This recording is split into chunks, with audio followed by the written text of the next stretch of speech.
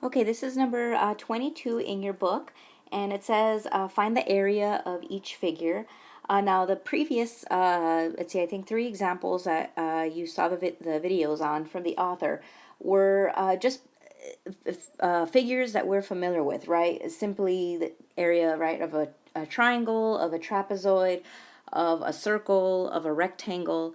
But what happens when you don't have a figure? I mean, this is not a special, this is not a whole square or a whole triangle. So again, we go back and we look at what we have learned already and use that information to help us attack more difficult problems. So here again, there's no name, name for this specific shape. It's called a polygon, meaning many sides.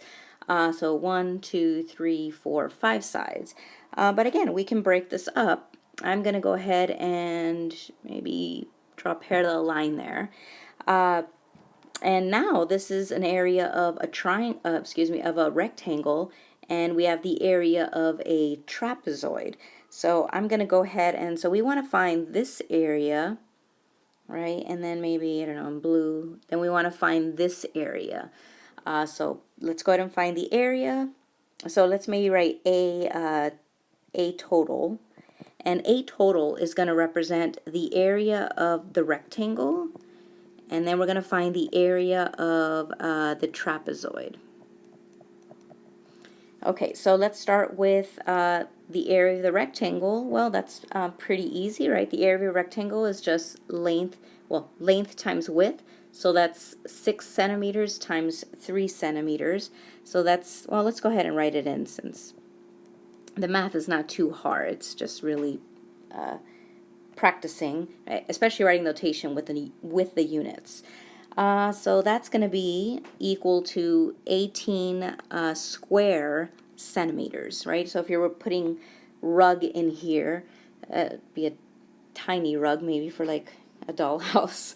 This would be 18 centimeters. Again, this could represent, this is a scale, could be a scale drawing.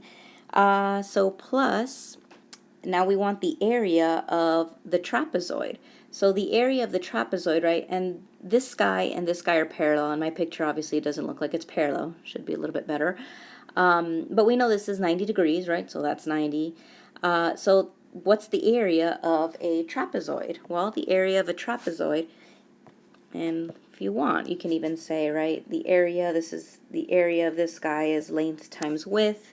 The area, right, everything inside is, right, of a trapezoid. It has two bases, right? So B1 plus B2. We're going to multiply times the height, and then we're going to divide by half. Okay, so this is in your book, this formula. And they might call it, you know, A and B for your base, but B1 and B2 is fine. It's actually on page 643 if you want to look at the formula. So let's find this area. So we have, let's see, B1. So B1 is this guy right here. This is B1 and this is B2. So maybe if you want to call that, right, this is my B2, right, and this guy, right, is B1. And we already know what it is, right? It's 6 centimeters. So I'm going to go ahead and input 6 centimeters plus, and then what's my B2, my second base? Well, it's the length of this guy, right? This is 9 centimeters. So 9 centimeters times the height of this trapezoid. And so what's the height of the trapezoid?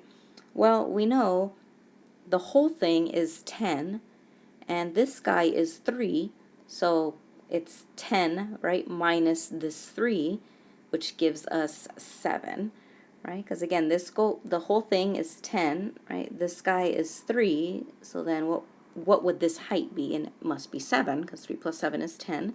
So that is 7 centimeters, and then we're going to cut it in half. Okay, so that's the total area. So again, we just compute, not too bad here, plus, let's see, 15 squared centimeters times 7, and again, we're going to cut it in half. And again, you can use your calculator here. 5 times 7 is 105, and if we cut that in half, that gives us 52.5 5 square centimeters, and then we can add our 18 square centimeters, right? It's square centimeters plus square centimeters, so we're allowed to add them. And so we get 70.5 square centimeters. And just go back to your book, and yep, that's what they have.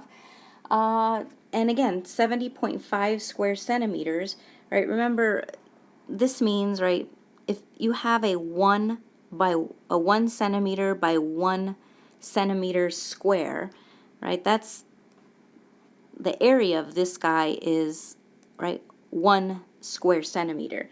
This means I have 70 of these guys, well, 70 and a half, right? So I'll probably cut that in half in order to, you know, I don't know, put rug or something in this, let's say this space in your house that looks exactly like this, right? Because it doesn't have to be a perfect rectangle.